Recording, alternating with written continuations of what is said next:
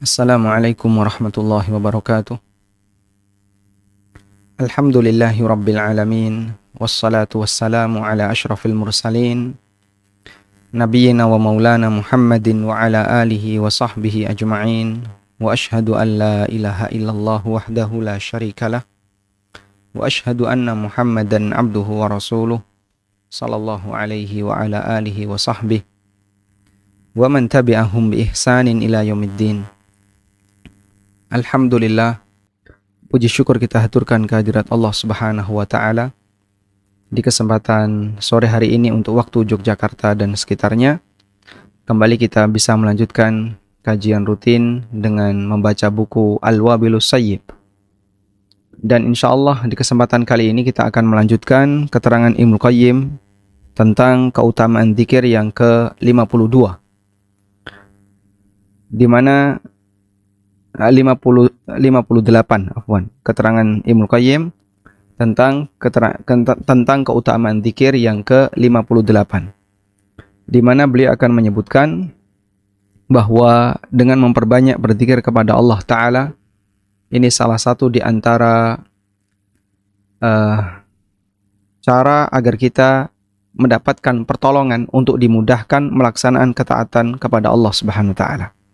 Baik, langsung saja kita buka kitab Al-Wabilus Sayyib karya Ibnu Qayyim. Qala al-musannif rahimahullah.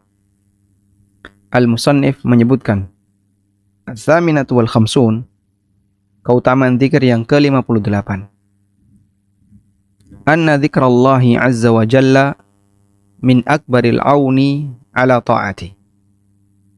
Bahwa berzikir kepada Allah azza wa jalla termasuk cara yang paling besar untuk mendapatkan pertolongan agar kita bisa taat kepada Allah Ta'ala. Cara agar kita bisa mendapatkan pertolongan untuk taat kepada Allah Ta'ala. Fa'innahu yuhabbibuha ilal abdi. Karena dengan zikir, yuhabbibuha akan menyebabkan sang hamba itu mencintai beribadah kepada Allah. Wa yusahhiluha alaih, dan akan memudahkan hamba untuk melaksanakan ketaatan kepadanya. Wa yuladzidzuha lahu, dan memberikan kemampuan dan memberikan kesempatan bagi hamba untuk menikmati ibadah. Wa yaj'alu qurrata 'ainihi fiha, dan Allah akan jadikan qurrata 'ainihi, ketenangan hatinya, fiha, ada dalam ibadah. Wa na'imahu wa sururahu biha, dan puncak kenikmatannya, kegembiraannya, biha, ketika dia sedang beribadah. Bihaitsu la yajidu laha minal kulfah wal masyaqqah, di mana orang yang rajin berzikir tidak akan menjumpai adanya kesulitan dan kerepotan ketika melaksanakan ketaatan. Ma yajidul ghafil, sebagaimana yang umumnya terjadi pada al-ghafil, orang yang lalai dalam melakukan ketaatan. Sehingga orang yang lalai ini ketika melakukan ketaatan, dia merasa saat berbuat taat itu beban berat baginya. Saat sholat, beban berat bagi dia. Saat melakukan ibadah, terasa beban berat bagi dia. Sehingga saat dia melakukan ketaatan, terasa bahwasanya ibadah yang dia lakukan adalah al-kulfah wal masyaqqa wal thiqal. Ibadah itu seperti beban, ya, kesulitan dan sesuatu yang memberatkan baginya. Fattajrubatu syahidun bidzalika, dan praktek di lapangan menjadi saksi akan hal itu. Sehingga realita di lapangan kita bisa saksikan. Orang yang dekat dengan Allah, memperbanyak berzikir kepada Allah, ketika dia melakukan ibadah terasa ringan. Saat dia melakukan ibadah, dia bisa menikmatinya. Tenggelam dalam ketaatan kepada Allah Subhanahu wa Ta'ala. Terkadang begini, ya, yang namanya ibadah itu ada perasaan capek, ada perasaan lelah. Sehingga saat orang itu beribadah, rasanya dia capek.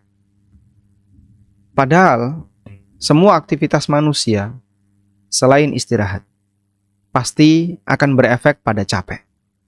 Baik bekerja, olahraga, maupun aktivitas yang lainnya, pasti akan memberikan pengaruh capek. Sehingga kadang kita merasa heran. Ada orang yang dia sholat tarawih misalnya, 11 rakaat dengan bacaan yang panjang. Dia kadang nggak sanggup. Kadang dia berkomentar miring. Pada saat dia berolahraga, bisa jadi waktunya sama. Misalnya anggaplah sholat tarawihnya 1 jam. Karena rata-rata 11 rakaat di tempat kita setengah jam. Dia sholat tarawih 1 jam. Dia kalau senam, itu bisa 1 jam. Senam yang rombongan bareng-bareng banyak orang. Tapi kenapa ketika senam, meskipun capek ya, dia tidak komentar miring, tidak misalnya protes sama pemimpin senamnya. Berbeda saat dia sholat dan sholatnya panjang, dia nanti komentar ya, gak seneng sama imamnya dan seterusnya. Karena ketika orang itu senam, barangkali ketika senam dia sambil bergembira. Sehingga saat dia senam sambil bergembira, meskipun capek, rasanya tidak capek. Dan dia menganggap semakin capek nanti manfaatnya akan semakin besar. Biar kamu lemak-lemakmu luntur, biar nanti kamu jadi kurus, ya. Tubuhmu ideal dan seterusnya. Sehingga sekalipun capek, dia membayangkan hasil. Saat dia capek dan dia membayangkan hasil, capek itu terbayarkan dengan hasil. Namun kenapa semacam ini tidak bisa kita lakukan saat kita ibadah? Saat kita ibadah kita capek. Tapi kita tidak gembira. Karena itu semakin terasa capek. Dan kita tidak membayangkan hasil. Sehingga seolah-olah capek kita itu tidak ada sesuatu yang bernilai yang bisa kita dapatkan. Karena nggak nampak. Allah Subhanahu wa Ta'ala jadikan itu sebagai sesuatu yang gaib. Tidak kelihatan. Pahala tidak kelihatan. Ya. Kemudian janji surga tidak kelihatan. Maka hanya orang yang beriman, yang punya kedekatan dengan Allah, dia bisa merasakan kegembiraan saat beribadah. Dan di saat yang sama, capek yang dia lakukan, terasa bahwasanya dia akan mendapatkan ganti yang jauh lebih indah.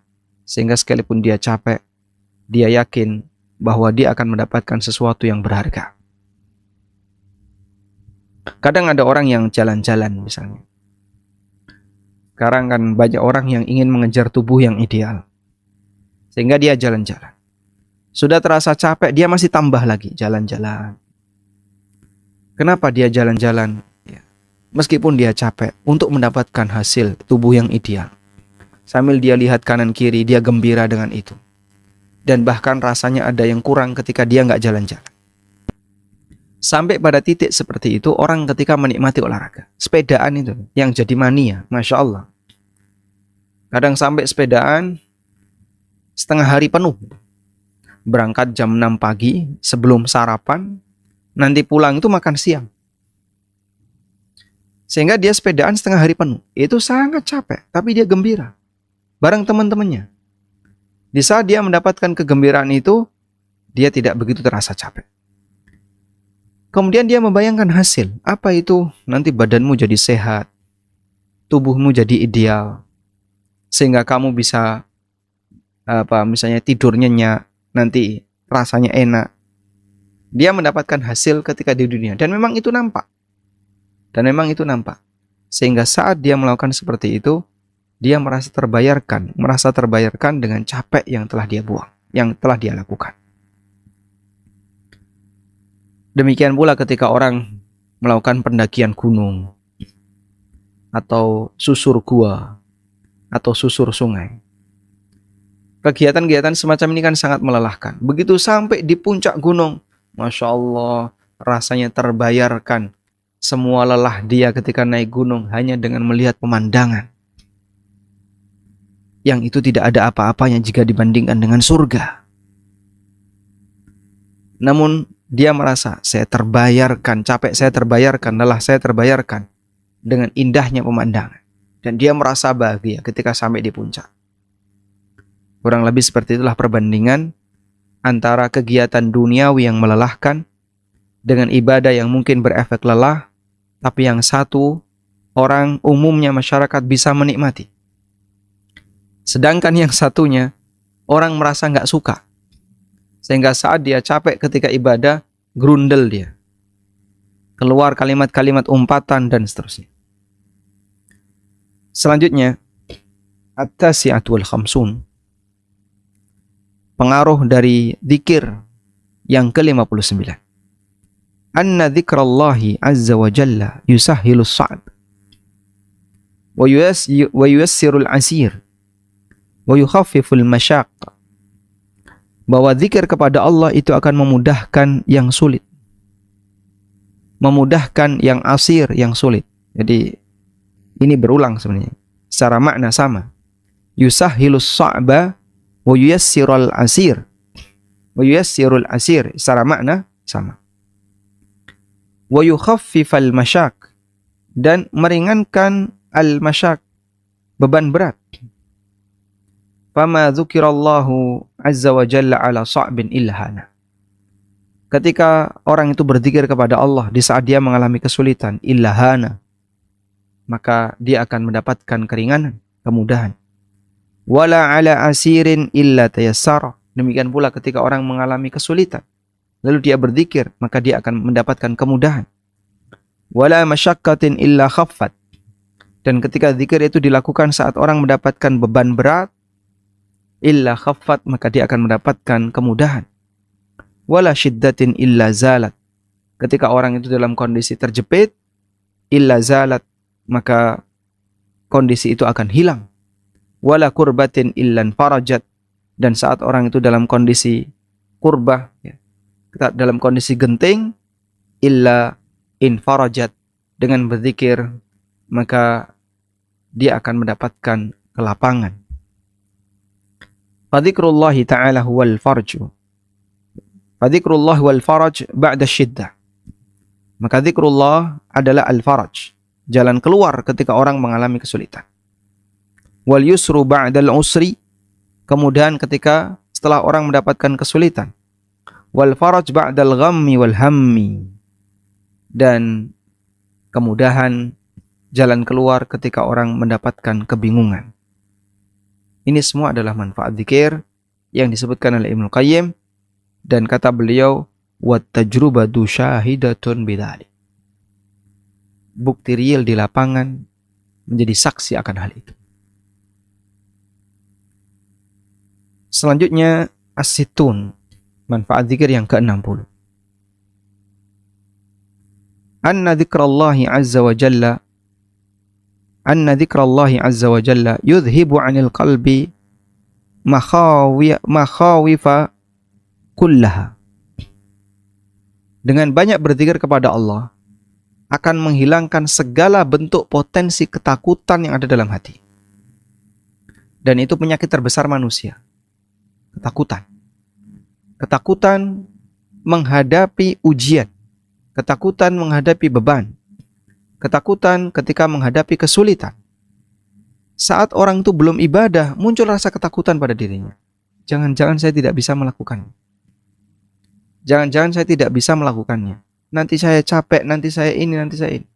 Orang itu tidak puasa karena dia ketakutan kehausan. Padahal badannya gagah, badannya gede, dia masih muda, badannya sehat walafiat, tapi nggak berani puasa. Banyak yang seperti itu. Banyak orang yang nggak berani masuk Islam. Salah satu di antara alasannya adalah adanya kewajiban-kewajiban dalam syariat. Adanya kewajiban dalam Islam. Harus sholat, harus puasa, kemudian menjaga kesucian, dan seterusnya. Karena dia ingin hidup bebas, nggak ada beban. Bahkan, terkadang dia merasa terkekang dengan adanya aturan, sebab Islam melarang ini, melarang ini, melarang ini, melarang alkohol, melarang rokok, nanti melarang pergaulan bebas dengan lawan jenis. Dan itu umum. Sehingga mungkin teman-teman yang berada di Brisbane lebih ngerti ya. Bagaimana ketika dakwah Islam dengan menggunakan pendekatan logika ke masyarakat yang ada di sana. Dan secara umum mereka bisa menerima. Namun mereka tidak mau untuk masuk ke dalam Islam.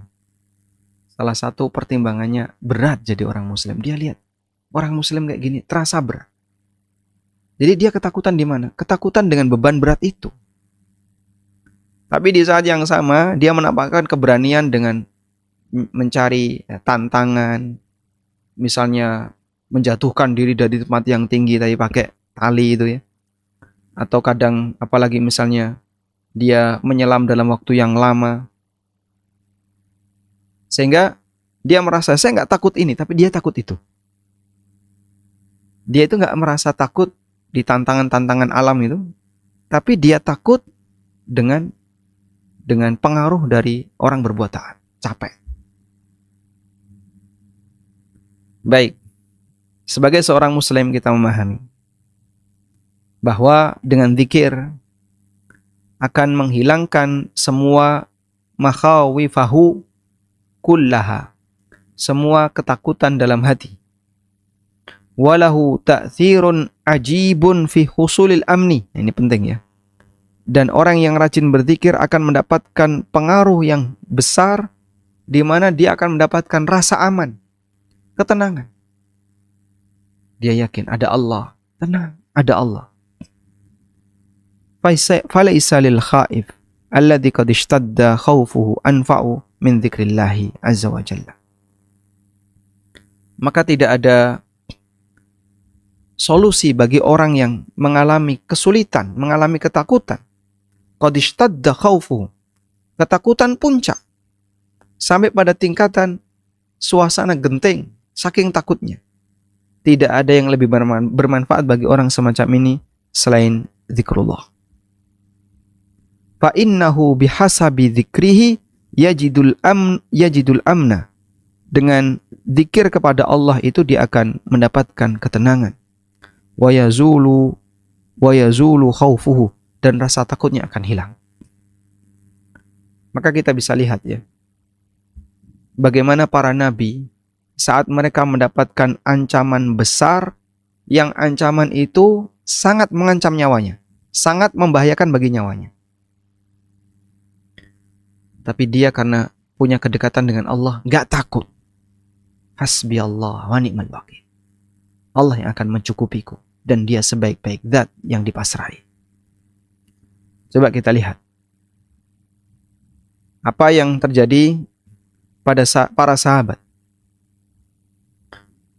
Ketika para sahabat itu mereka mendapatkan ancaman dari orang musyrikin.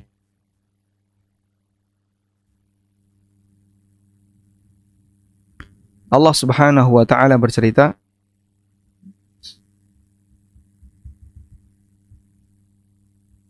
di surat Ali Imran ayat 173. Alladzina qala lahumun nasu innan nasa qad jama'u lakum fakhshawhum fazadahum imana wa qalu hasbunallah wa ni'mal wakil. Para sahabat itu pernah mengalami kejadian ini. Alladzina qala lahumun nas. Ada orang yang menyampaikan kepada mereka. Ada orang yang menyampaikan kepada para sahabat. Innan nas. Orang ini maksudnya adalah Abu Sufyan. Dan ini berkaitan dengan peristiwa perang Ahzab. Abu Sufyan menyampaikan kepada para sahabat. Innan nasa qad jama'u lakum. Sesungguhnya masyarakat Arab telah berkumpul, telah sepakat untuk menyerang kalian. Fakhshawhum, takutlah kalian kepada mereka. Masyarakat Arab, jadi Quraisy menggalang kekuatan dengan mengajak kepada seluruh suku yang belum masuk Islam. Kita serang Madinah bareng-bareng. Dikumpulkan dalam jumlah yang sangat besar. Dan itu rencana puncak yang dimiliki oleh orang Quraisy. Karena berkali-kali ketika perang di luar, ya, perang Ahzab ini kan terjadi pada tahun 5 Hijriah. Perang Badar. Sebelum perang Badar terjadi itu ada Badar kecil-kecil. Ya. Ada perang Badar kecil-kecil. Dan itu selalu menang kaum muslimin. Berkali-kali ketika terjadi peperangan di luar, kaum muslimin selalu menang. Termasuk Uhud. Sebenarnya kan ini menang ada di pihak mana? Apakah di pihak Muslim ataukah di pihak Quraisy kafir? Ya, mereka sendiri merasa kita ini rugi karena banyak pasukan yang mati. Di kalangan orang Quraisy yang mati banyak waktu perang Uhud. Baik, sampai akhirnya mereka menggalang kekuatan, akan serang bareng-bareng Madinah. Akan menyerang bareng-bareng Madinah. Maka Abu Sufyan memberikan ultimatum kepada masyarakat Madinah. Kaum muslimin, innan nasa qad jama'u lakum fakhshawhum fazadahum iman. Sesungguhnya masyarakat telah bersepakat untuk menyerang kalian. Takutlah kalian kepada mereka. Apa kata Allah? Fazadahum iman. Itu semakin menambah iman pada diri mereka. Wa qalu hasbunallah wa ni'mal wakil. Dan mereka mengatakan, kami cukup bersandar kepada Allah dan Dia sebaik-baik zat, al-wakil yang dipasrai. Sehingga para sahabat dengan begitu yakin dalam posisi ancaman semacam itu, ultimatum semacam itu, dia begitu yakin karena mereka punya kedekatan dengan Allah sehingga dia kembalikan kepada Allah Subhanahu wa taala. Hal yang sama juga Anda bisa lihat ya. Ketika dan kalimat ini hasbunallah wa ni'mal wakil, kata Ibnu Abbas, ini juga yang dibaca Ibrahim alaihi salatu wasalam saat Ibrahim mau dilemparkan oleh orang-orang musyrikin. Saat Ibrahim mau dilemparkan oleh orang-orang musyrikin ke dalam api, maka Ibrahim mengatakan hasbiyallah wa ni'mal wakil. Selanjutnya kita bisa lihat peristiwa yang dialami oleh Musa alaihi salatu wassalam.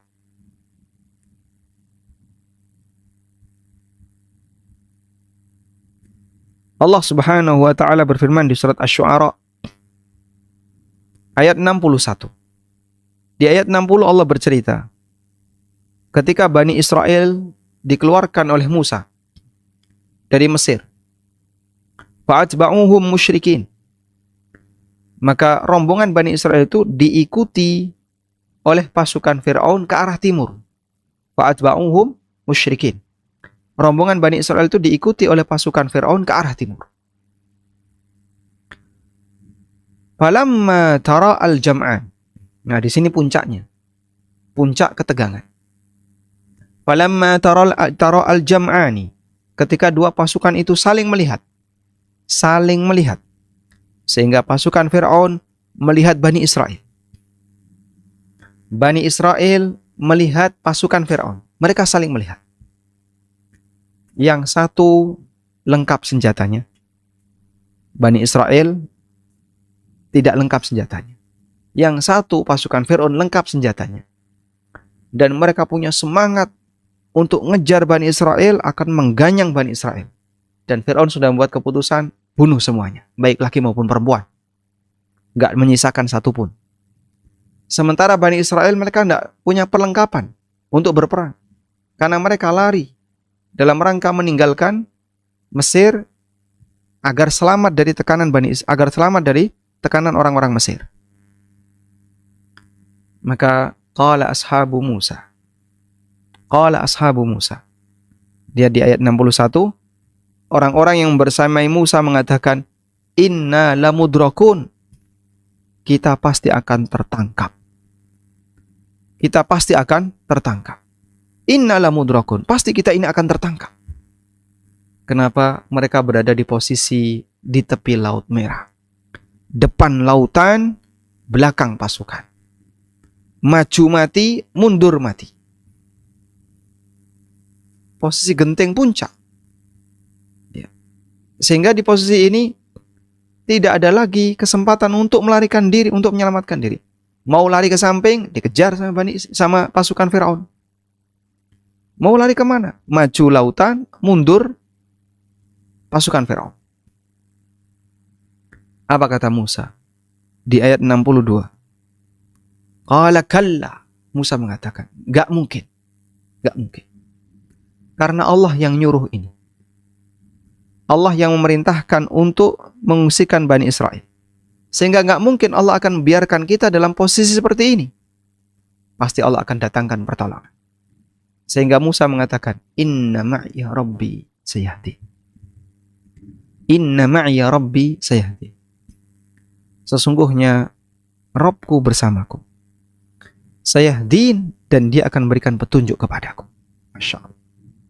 Anda bisa simak bagian ini. bahwa saat Musa menghadapi Bani Israel yang dalam posisi ketakutan, di mana Bani Israel itu mengatakan, wahai Musa, kita pasti akan ketangkap, tidak ada kesempatan untuk bisa bertahan hidup, nggak ada tempat untuk melarikan diri, mau kemana lagi? Pasti kita akan mati.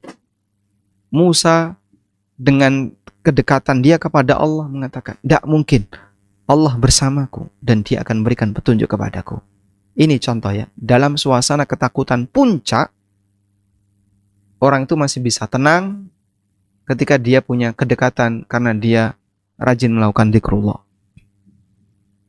Fa'auhayna ila Musa an idrib bi'asakal bahr. Maka aku wahyukan kepada Musa, pukulkan tongkatmu ke arah lautan. Fanfalaqa fakana kullu firkin kattaudil azim. Kemudian lautan itu terbelah. Dan setiap belahan itu menjadi seperti gunung yang sangat tinggi. Sehingga air itu tidak pergi jauh, tapi air itu menaik ke atas. Anda bisa bayangkan, kalau ada air di kanan kiri kita, lalu ada lapisan kaca ya, seperti seaward. Kemudian orang masuk, atas air, kanan kiri air. Mungkin ada sebagian orang yang merasa ketakutan. Jangan-jangan ini kaca akan pecah. Nanti kalau kaca ini pecah, kita jadi apa? Sekarang Anda bayangkan, ketika air itu berada di tepi kanan kiri kita, sementara itu tanpa lapisan kaca. Lalu Bani Israel lewat di antaranya. Kalau bukan karena mental yang kuat, mungkin orang gak bakalan berani untuk maju. Dan Allah Subhanahu wa ta'ala selamatkan Bani Israel. Wa anjayna Musa wa man ma'ahu ajma'in.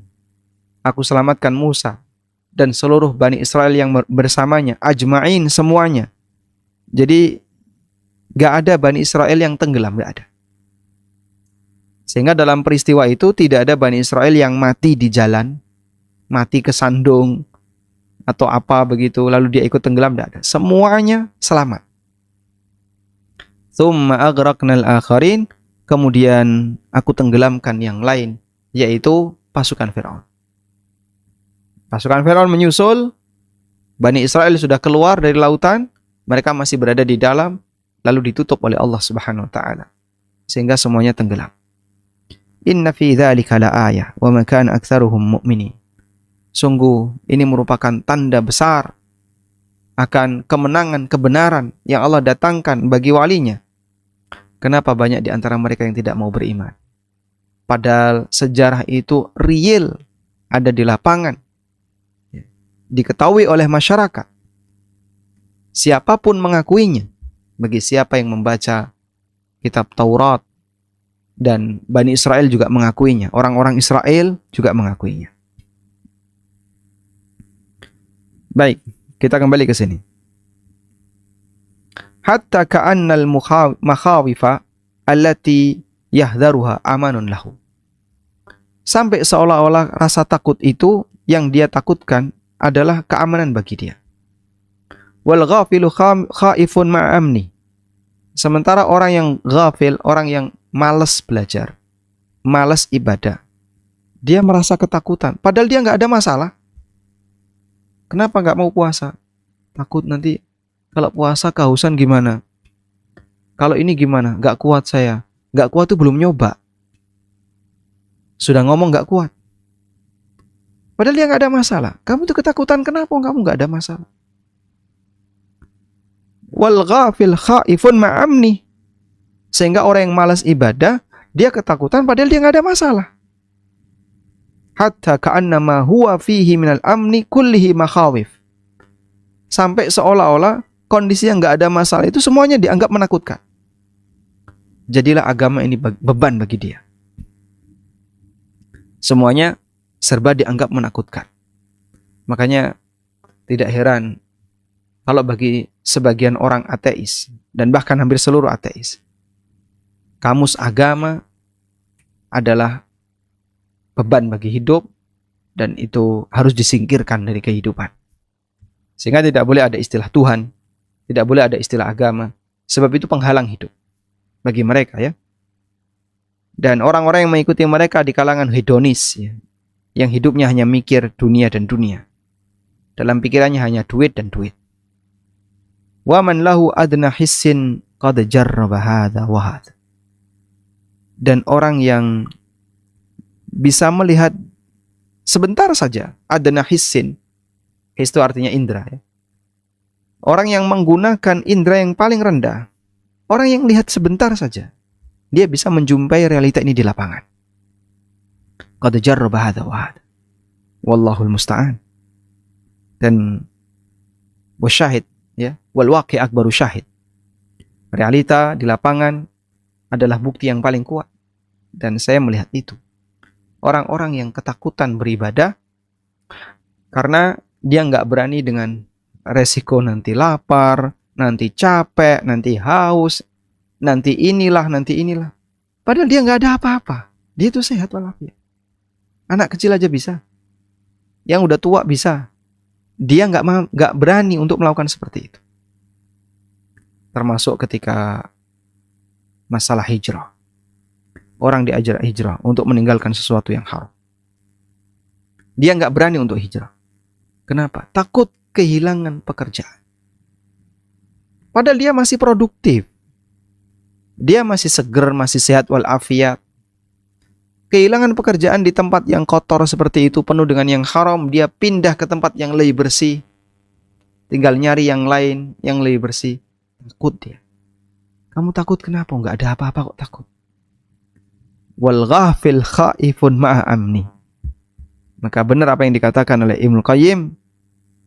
Al-ghafil khaifun ma'a amni. Orang yang lalai itu merasa takut. Al-ghafil itu yang jauh dari Allah, yang gak dekat dengan agama, dia selalu merasa takut padahal gak ada masalah apa-apa. Wallahul musta'an. Baik. Kemudian manfaat zikir yang ke-61. Al-hadiyatu wassittun. Manfaat zikir yang ke-61. Anna dzikra yu'ti dzakir quwwatan. Zikir itu akan bisa memberikan sumber kekuatan bagi orang yang melakukannya. Akan mendatangkan sumber kekuatan bagi pelakunya. Hatta innahu la yaf'alu ma'adzikri ma la yutiku fi'lahu biduni. Sehingga dia bisa menyelesaikan pekerjaan ketika dia rajin berzikir yang itu tidak bisa diselesaikan kalau tanpa zikir. Waqad, nah di sini beliau menyaksikannya. Waqad syahadtu min quwwati Syekhul Islam Ibnu Taimiyah. Qaddasallahu ruhahu fi misyatihi wa kalamihi. Dan aku bisa menyaksikan kuatnya Syekhul Islam Ibnu Taimiyah ketika jalan kaki dan ketika beliau bicara. Bicara banyak, ngisi kajian banyak, ngisi tausiah di mana-mana. Rasanya tetap seger aja. Padahal yang ngelihat itu merasa, saya ngelihat aja capek. Kadang kita yang ngelihat tuh kayak, Masya Allah, apa nggak capek dia? Tapi dia tetap tenang, seger. Wa yaqdamihi wa kitabatihi. Demikian pula ketika beliau menyampaikan sesuatu, ketika beliau menulis, amrun ajiba. Ada banyak hal yang mengherankan. Fakana yaktubu fil yaumi minat tasnif ma yaktubuhun nasih fi jum'atin au aktsar. Dalam sehari Syekhul Islam itu bisa menulis. Dalam sehari Syekhul Islam bisa menulis yang jumlahnya itu sama seperti orang yang menulis selama sepekan. Sehingga Ibnu Taimiyah ketika menulis, karya beliau kan sangat banyak ya. Ibnu Taimiyah itu ketika menulis, tulisan beliau sehari itu sama seperti tulisan An-Nasih, tukang tulis selama sepekan. Jadi dulu ada profesi An-Nasih, tapi dia bukan ulama ya. An-Nasih ini dia seperti fotokopi masa silam. Profesi An-Nasih ini seperti fotokopi masa silam. Jadi misalnya ulama A pinjam kitabnya, pinjam kitab X yang beliau jumpai di perpustakaan. Sudah pinjam, bawa keluar. Beliau dapat di perpustakaan, pinjam, bawa keluar. Lalu distorkan ke nasih. Nah, an-nasih ini nanti akan menyalin kitab itu. Sudah? Nah, itu butuh waktu sepekan atau sekian hari, tergantung ketebalan kitab ya. Sehingga si A ini ketika beliau merantau, pulang itu bawa kitab. Saat pulang merantau bawa kitab. Dan dulu kebiasaan ulama sedemikian. Maka mereka berangkat ke Mekah, ke Madinah, atau ke daerah-daerah yang lain, berjumpa dengan ulama fulan. Di situ ada perpustakaan, ada buku yang baru, dia ambil, dia taruh di nasih. Nah, nasih nanti akan menyalin, lalu jadi buku yang sama. Tugas nasih adalah menyalin. Dah, setelah itu buku aslinya dikembalikan. Terus seperti itu kebiasaan yang terjadi di masa silam sebelum ada mesin fotokopi. Nah, di tempat kita mesin fotokopi banyak, kitab mudah didapat, tapi semangat kaum muslimin yang jatuh bebas dalam masalah belajar, sehingga meskipun kitab itu melimpah, tapi sedikit yang baca. Waqad syahada al-askaru min quwwatihi fil harbi amran azima. Dan beliau juga menjumpai ada pasukan yang punya kekuatan ketika perang amron azima. Hal yang menakjubkan. Kok kuat dia? Menggayuh senjata berkali-kali. Ya, selama misalnya rentang perang bisa 8 jam di medan perang. Kok kuat dia? Dan mungkin dia di tengah itu dia nggak makan. Mungkin hanya minum sebentar, maju lagi. Baik, itulah kekuatan az-zakir. Orang yang berzikir. Dia mendapatkan kekuatan, diberi kekuatan oleh Allah Ta'ala, sehingga bisa melakukan tugas yang itu tidak mungkin bisa diselesaikan kalau dia tidak berzikir. Wa qad 'allamana, ini ada dalil yang bersumber dari hadis. Dan maknanya seperti itu. Yaitu peristiwa antara Fatimah dan Ali bin Abi Thalib. Fatimah dan Ali hidup dalam kondisi sangat sederhana. Ali bukan orang kaya, Ali itu miskin. Sangat sederhana. Makanya pada waktu ditawari Nabi SAW untuk menikah dengan Fatimah, Ali mengatakan, saya nggak punya apapun untuk mahar. Sampai Nabi SAW mengatakan, duh, kemarin kamu saya kasih dirak, baju besi, kasihkan itu sebagai mahar.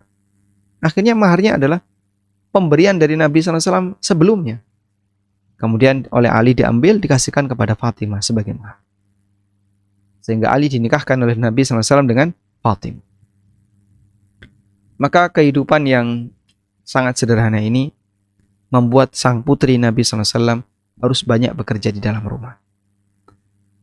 Di antaranya beliau harus numbuk gandum dan seterusnya karena tidak punya pembantu. Datanglah Fatimah ke rumah Rasulullah SAW karena beliau dapat kabar Nabi SAW baru saja punya budak.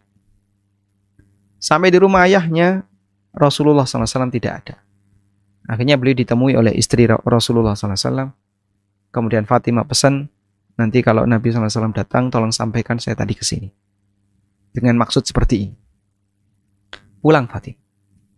Sampai malam harinya, setelah Isya, setelah mereka siap untuk istirahat, ya, Nabi SAW datang.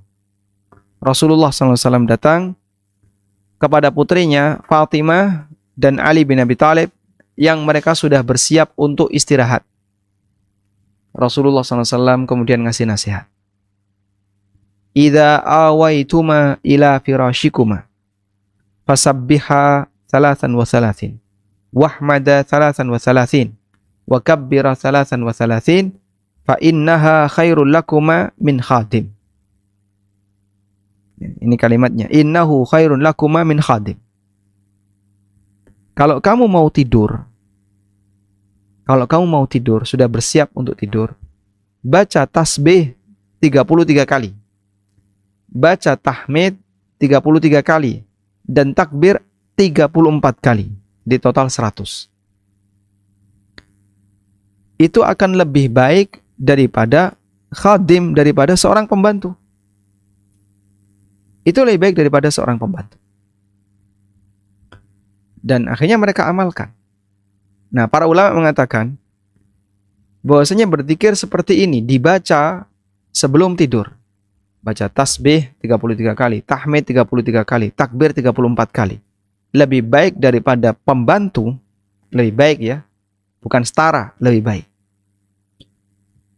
Para ulama mengatakan dengan membaca zikir semacam ini sebelum tidur, seorang hamba akan diberi kekuatan oleh Allah, yang kekuatan itu menyebabkan dia mampu menyelesaikan tugas yang seharusnya diselesaikan oleh dia dan pembantunya.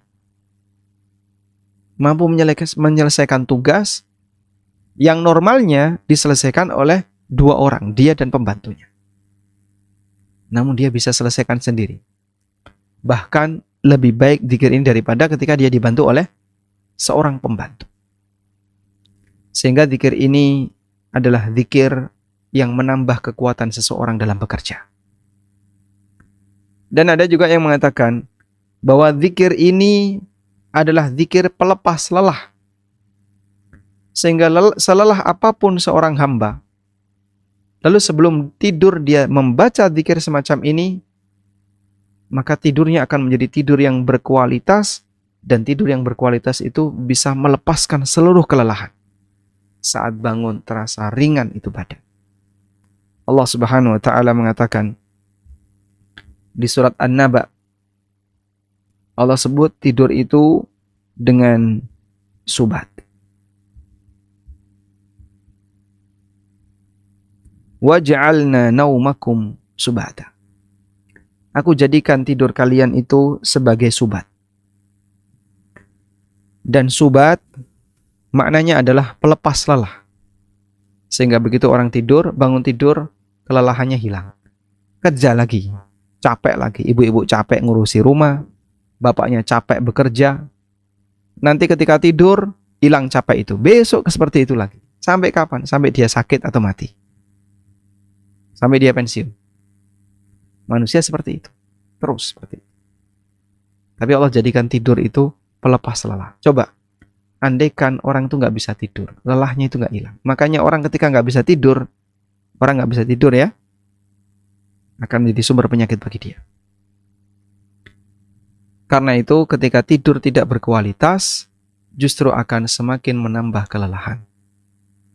Ada Pak, tidur yang tidak berkualitas? Banyak. Sehingga ada orang yang bangun tidur, pegel awakku, pegel. Capek saya. Kesel turu. Tidur kok malah kesel tuh. Harusnya tidur itu melepas lelah. Kok dia bilang bangun tidur, capek tidur. Pegel badannya, rasanya sakit semuanya, ngos-ngosan, kadang kemeringat, muncul keringat banyak.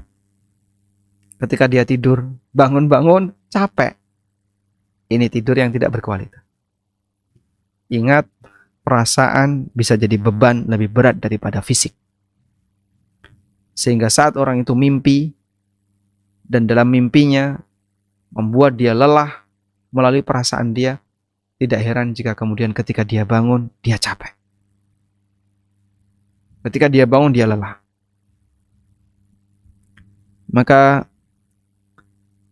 iringi tidur kita dengan berzikir kepada Allah, agar tidur kita menjadi tidur yang lebih berkualitas. Nah,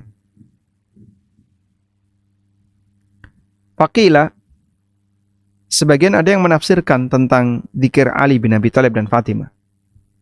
Inna man dawama ala dhalika, orang yang punya rutinitas semacam ini, wajada quwwatan fi badanihi, mughniyatan an khadim. Dia akan menjumpai kekuatan pada fisiknya, sehingga nggak butuh pembantu. Wa sami'tu Syekhul Islam Ibn Taimiyah, dan aku pernah mendengar Syekhul Islam Ibn Taimiyah rahimahullah yadhkuru atharan fi hadzal bab, menyebutkan tentang pengaruh dari zikir itu. Wa huwa, bentuknya adalah annal malaikata lamma umira bihamlil arsy. Ketika para malaikat diperintahkan untuk memikul arsy, qalu, mereka mengatakan, ya Rabbana kaifa nahmilu arsyaka wa alaihi azamatuka wa jalaluka. Wahai Rabb kami, bagaimana mungkin kami akan memikul arsy-Mu, sementara di atas arsy ada keagungan dan kebesaran-Mu. Faqala, maka Allah berfirman, qulu la haula wala quwata illa billahil aliyyil azim.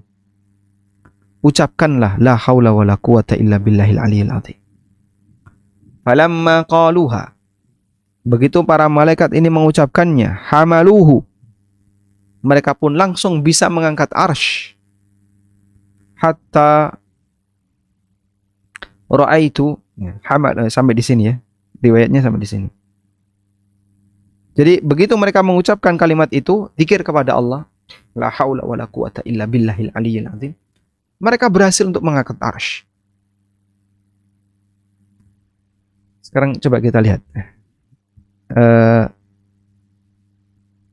Ini disebutkan dalam kitab Naqdut Ta'sis dan At-Tuhfah Al-Iraqiyah, juga Majmu' Fatawa dan kitab Ar-Raddul Wafir karya Ibnu Nasiruddin. Cuman di sini tidak ada keterangan riwayat ini dari mana, tapi Syekhul Islam menyampaikan seperti itu. Padahal ini kan berbicara masalah gaib yang seharusnya referensinya bukan perkataan manusia biasa, tapi ya minimal keterangan sahabat yang ada kemungkinan itu adalah dari Nabi Sallallahu Alaihi Wasallam. Nah, di sini dinyatakan hatta ra'aitu Ibnu Abi Dunya, sampai aku menjumpai Ibnu Abi Dunya menyebutkan asar ini dari Al-Laits bin Sa'ad dari Muawiyah bin Saleh. Qala, Muawiyah mengatakan, haddatsana masyaikhatuna annahu balaghahum, guru kami menyampaikan kepada kami, anna awwala ma khalaqallahu azza wa jalla hina kana arshuhu 'alal ma', bahwa makhluk pertama yang Allah ciptakan ketika arsy-Nya sudah berada di atas air, hamalatal arsy, makhluk pertama yang Allah ciptakan adalah para malaikat yang mikul arsy. Qalu, selesai mereka diciptakan, mereka bertanya, Rabbana lima khalaqtana, wahai Rabb kami, kenapa engkau ciptakan kami? Qala, Allah berfirman, khalaqtukum lihamli arsy, aku ciptakan kalian untuk memikul arsy-Ku. Qalu, maka mereka bertanya, Rabbana wa may yaqwa ala hamli arsyika, wahai Rabb kami, siapa yang kuat untuk mikul arsy-Mu? Wa alaihi azamatuka wa jalaluka wa waqaruka, sementara di atasnya ada keagungan dan kebesaran-Mu. Qala, Allah berfirman, lidzalika khalaqtukum, karena alasan itulah, justru karena alasan itulah aku ciptakan kalian. Fa'adu alaihi dzalika mirara, berulang kali para malaikat itu pun menyampaikan hal ini. Bagaimana kami kuat? Bagaimana kami kuat? Faqala lahum, kemudian Allah firmankan kepada mereka, qulu la haula wala quwata illa billah. Fahamalu, ucapkan la haula wala quwata illa billah, lalu mereka pun berhasil mengangkat arsy. Masya Allah. Baik, coba kita lihat di sini ya. Diriwayatkan oleh Utsman bin Sa'id Ad-Darimi dan juga At-Tabari dalam tafsirnya yang semisal dengan itu dari Ibnu Zaid. Qala, Ibnu Zaid mengatakan, qala Rasulullah sallallahu alaihi wasallam, fadzakarahu hakadha mu'allaqan, bila sebutkan semacam ini mu'allaqan, mu'allaqan itu tanpa sanad, sehingga dari Ibnu Zaid langsung kepada Nabi sallallahu alaihi wasallam, berarti tanpa sanad. Wa akhrajahu Abu Shaykh fil Azamah, dan disebutkan oleh Abu Shaykh dalam Al-Azamah dari perkataan Wahab bin Munabbih, berarti ini termasuk berita Israiliyat. Kalau dari Wahab bin Munabbih ini dari Israiliyat. Wa huwa min al-Israiliyat. Berarti ini kabar Bani Israel dari Taurat maupun dari Injil, barangkali ada di situ. Dan berkaitan dengan kabar Bani Israel, Nabi SAW memberikan kita rambu-rambu, silahkan diceritakan, tapi jangan dibenarkan 100% dan jangan didustakan 100%. Walakin qulu amanna billahi wa bima anzalallah. Namun ucapkanlah kami beriman kepada Allah dan kepada apa yang Allah turunkan. Wa hadhil kalimah, kalimat ini memiliki pengaruh yang luar biasa fi mu'anatil ashghal as-sa'bah, agar orang mendapatkan kemudahan terkait kesibukan yang sulit. Wa tahammulil masyaq, sehingga dia bisa menyelesaikan kesulitan. Wa dukhul 'alal muluk wa man yukhafu wa rukubul ahwal, dan saat orang ingin menemui raja atau siapapun yang ditakuti dampak buruknya, wa rukubil ahwal, dan ketika orang sedang mengalami kondisi genting. Ketika sedang mengalami kondisi genting, ucapkan la haula wala quwata illa billahil aliyyil azim. Walaha aidan ta'thirun ajib, ada pengaruh luar biasa yang lain dari dzikir ini, yaitu daf'ul faqri, untuk menghindari kefakiran. Sebagaimana diriwayatkan oleh Ibnu Abi Dunya dari Al-Laits bin Sa'ad, dari Muawiyah bin Saleh, dari Asad bin Wada'ah. Rasulullah SAW bersabda, siapa yang mengucapkan la haula wala quwata illa billah 100 kali dalam sehari, lam yusibhu faqrun abada, dia tidak akan terkena kefakiran selamanya. Dan ini kata beliau adalah riwayat yang mursal. Kemudian disebutkan dalam At-Targhib wa Tarhib karya Al-Mundhiri, dan dinilai dhaif oleh Syalbani dalam dhaif Targhib wa Tarhib.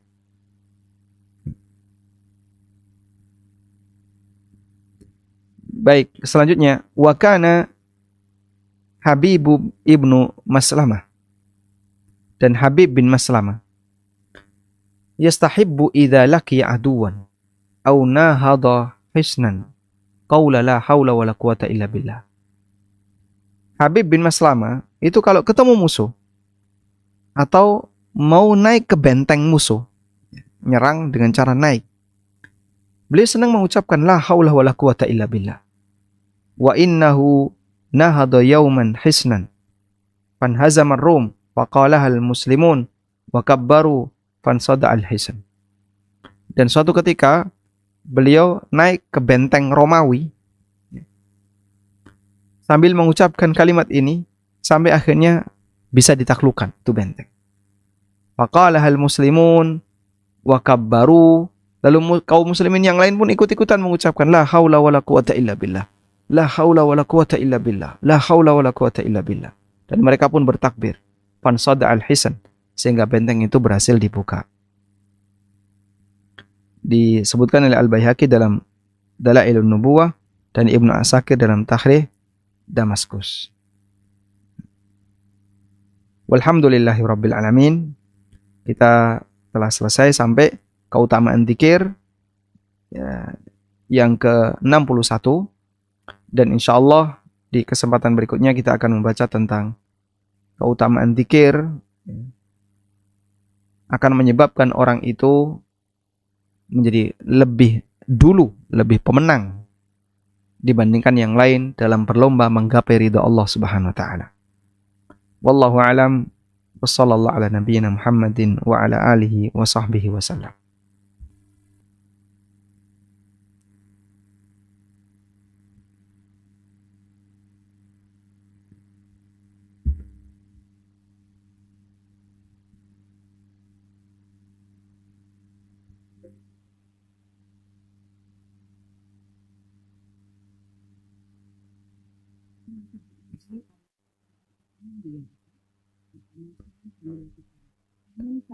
Afwan, suaranya belum keluar. Bisa diulang sebentar. Ya, baik. Kalau sekarang Jelas sudah. Bisa diulang? ya, Assalamualaikum Ustaz. Jika menikah membuka pintu rezeki, kenapa kami masih diuji oleh kesulitan ekonomi ya Ustaz? Beramal soleh kami lakukan, namun sampai saat ini tetap belum mendapatkan ma'isyah dan modal berdagang. Jazakumullahu khairan. Wa jazakumullahu khairan. Janji yang Allah sebutkan dalam Al-Quran, iyakunu fuqara'a yughnihimullahu min fadli. Kalau mereka dalam kondisi fakir, maka Allah akan berikan kecukupan. Di situ Allah menyebutkan Allah akan berikan kecukupan. Dan angka minimal kecukupan adalah ketika orang bisa mendapatkan sesuatu yang cukup untuk agar dia bisa hidup normal di tempat di mana dia tinggal. Dia bisa hidup normal di tempat di mana dia bisa tinggal. Kalau dia sudah mendapatkan nilai itu, berarti sebenarnya dia sudah cukup. Meskipun dia tidak punya fasilitas lebih. Dia nggak punya mobil, nggak punya rumah misalnya, atau belum punya perusahaan, atau belum punya tabungan yang besar. Tapi ketika dia menikah, kemudian bekerja, suami bekerja, istri mengelola harta suami dengan baik, dan itu cukup untuk kehidupan dia berumah tangga, maka sebenarnya dia sudah mendapatkan kecukupan dari Allah Subhanahu wa taala. Cuman kadang kan kita berpikir bukan yang seperti ini yang diharapkan dan dimaksudkan dengan kecukupan. Maunya sih yang lebih banyak, sampai bisa mendapatkan tabungan yang lebih banyak, maunya demikian. Bisa jadi berpikir seperti itu. Kenapa? Karena kita membandingkan yang lain. Sebab di kanan kiri kita, Masya Allah, semuanya punya banyak simpanan. Bisa beli ini, beli ini, beli ini. Simpanannya banyak. Saya tidak punya yang seperti itu. Nah, efek samping dari melihat yang lebih tinggi dalam urusan dunia menyebabkan kita selalu merasa kurang. Baik. Karena itu pada prinsipnya, kalau Anda tidak punya utang dan hidup Anda cukup, dalam arti tidak kurang pendapatan, bisa dipakai untuk makan, ya, bisa dipakai untuk menyediakan tempat tinggal meskipun dengan kontrak, maka sebenarnya Allah sudah memberikan kecukupan bagi Anda, meskipun belum ada kelebihan sampai Anda punya tabungan. Ada banyak pengalaman dari orang-orang yang dulu awal menikah dalam kondisi masih susah. Gaji pertama ketika diterima saat menikah kurang dari 500.000. Ada yang 360, ada yang cuma 450. Dan dulu saya juga sempat mengalaminya beserta teman-teman yang lain yang sama-sama ngajar di pesantren. Hanya dengan nilai segitu, tapi yang penting cukup untuk makan dan bayar kontrakan, di posisi itu kita sebenarnya sudah mendapatkan kecukupan. Wallahu a'lam. Berikutnya, apakah hukum mengiringi jenazah dengan bersolawat? Karena ada yang berpendapat ketika mengiringi jenazah ke makam dengan berzikir. Apakah bersolawat termasuk diantaranya dengan suara yang keras? Jazakumullahu khairan. Nah, memang dianjurkan untuk mengiringi jenazah dengan memperbanyak berzikir kepada Allah, namun bukan dengan suara yang keras. Karena para sahabat itu membenci suara keras di 3 posisi. Saat berdoa, saat berdoa, kemudian saat perang, dan ketika mengiringi jenazah. Mereka melarang praktek seperti ini. Sehingga ada sound system, lalu dinyalakan suara Al-Quran, qiraah itu ya. Itu tidak disukai oleh sahabat. Sebagaimana keterangan yang disampaikan oleh seorang ulama tabi'in, kan ashabun Nabi SAW yakrahu raf'as sauti fi thalath. Dulu para sahabat Nabi SAW, mereka membenci orang mengangkat suara di 3 tempat tadi.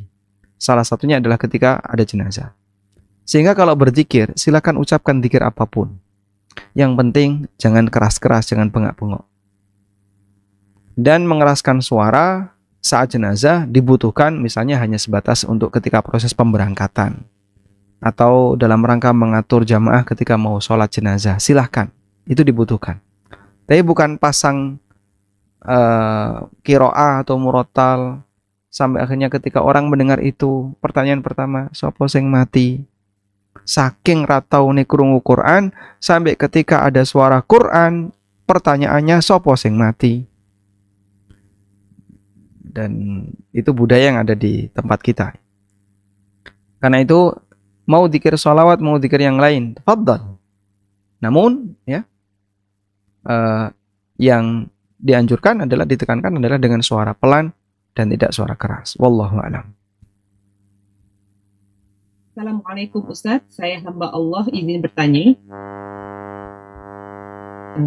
Saya orang awam, bukan dari pesantren, sekarang dalam proses memperbaiki diri.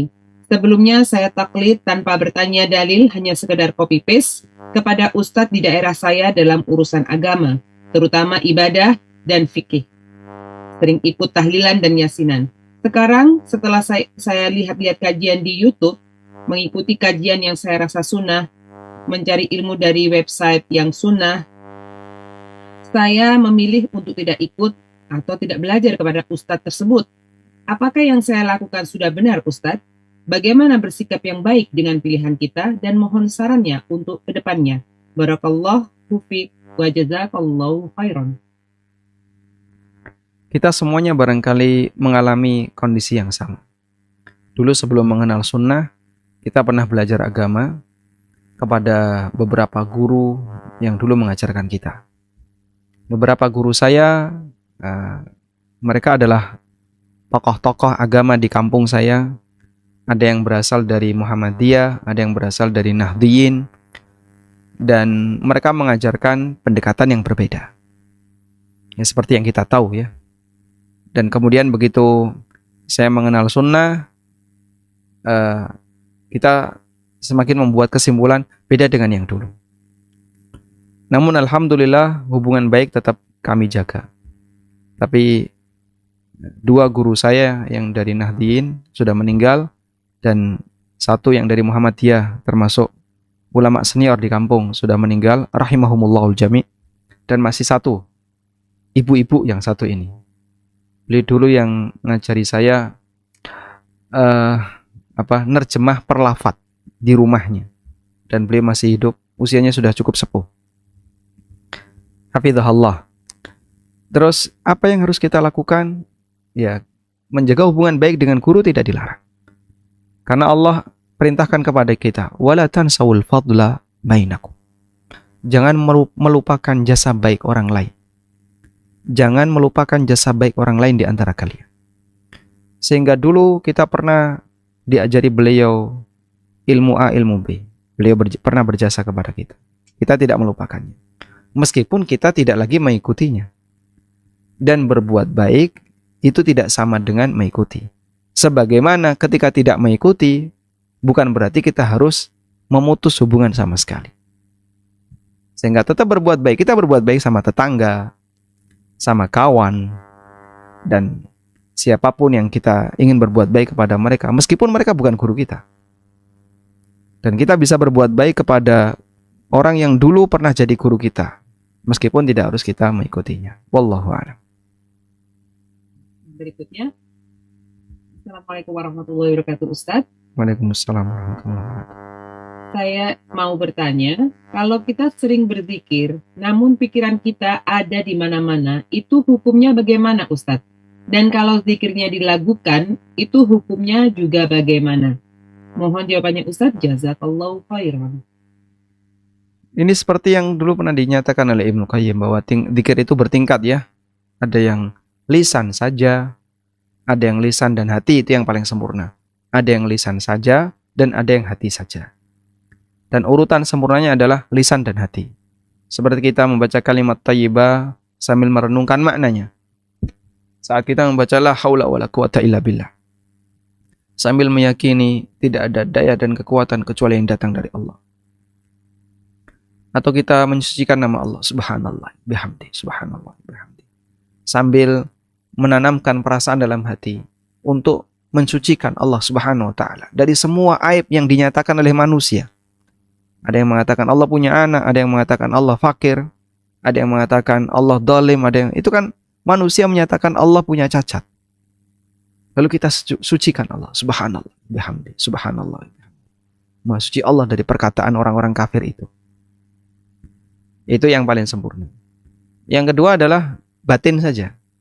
Nah, batin itu seperti tawakal, kedekatan dengan Allah, kemudian rasa takut kepada Allah, punya rasa malu di hadapan Allah. Itu zikir batin. Dan yang ketiga, tingkatan yang terakhir adalah lisan saja. Jadi kita dermimil, tapi pikiran melayang kemana-mana. Bahkan kadang kita zikir sambil mendengarkan orang ngobrol. Tapi kita zikir. Sehingga pendengaran ngarahnya ke orang ngobrol, fokus ngarahnya ke orang ngobrol, tapi lisan berzikir. Nah, itu berarti zikir lisan saja. Tetap ada nilainya, ya, meskipun tidak lebih bagus dibandingkan yang kedua dan yang pertama. Wallahu a'lam. Kesindukannya Ustadz, afwan di luar tema.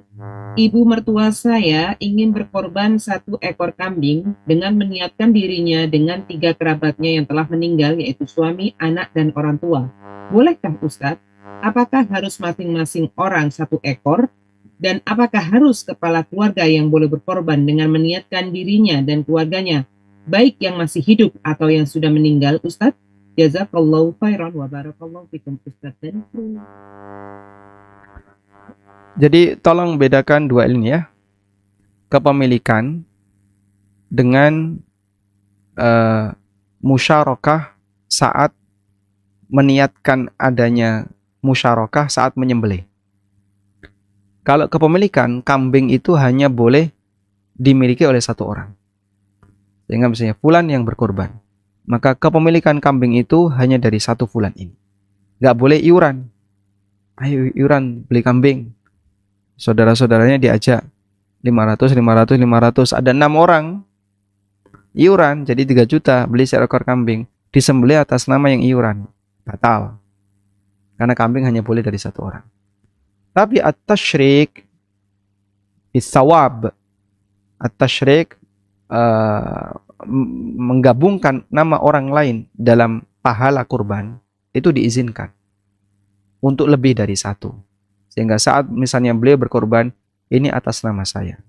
Tapi tolong ikutkan suami, anak yang sudah meninggal ya, atau siapa lagi tadi yang sudah meninggal, namanya tolong ikutkan. Ini seperti yang pernah dilakukan oleh Nabi SAW.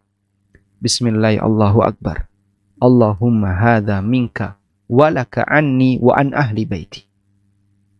Ya Allah, ini kurban darimu, untukmu, dan sebagai ibadah dariku dan seluruh anggota keluargaku. Jadi beliau melibatkan anggota keluarganya. Maka saat saya sebagai petugas menyembelih, kan biasanya panitia terus nunjukin ya, nama kambing ini siapa kan? Namanya Pak Ijo. Maka saya akan sembelih dengan mengucapkan kalimat Bismillahirrahmanirrahim, Allahu Akbar. Allahumma hadha minka walaka an Paijo wa ahli baitihi. Paijo dan keluarga Paijo. Lalu saya sembelih. Nah, itu biasanya yang saya lakukan saat diminta untuk menyembelih. Nanti tinggal Anda pesan sama takmir, tolong libatkan saya sebagai pemilik kambing, ibu mertua tadi ya, dan beberapa orang yang sudah meninggal, tolong disebut juga saat menyembelih. Diperbolehkan. Wallahu a'lam. Demikian yang bisa kita sampaikan, semoga bermanfaat. Wassallallahu ala nabiyyina Muhammadin wa ala alihi wa sahbihi wasallam. Wa akhiru da'wana anilhamdulillahi rabbil alamin. Subhanakallahumma wa bihamdika asyhadu an la ilaha illa anta astaghfiruka wa atubu ilaik. Wassalamualaikum warahmatullahi wabarakatuh.